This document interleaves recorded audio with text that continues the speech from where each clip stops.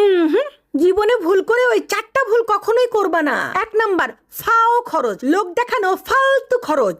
পয়সা এমন করে বাঁচাও ঠিক মরুভূমিতে মানুষ যেভাবে পানি বাঁচিয়ে চলে, কারণ যখন সত্যিই প্রয়োজন হবে তখন কাউকে পাশে পাবা না।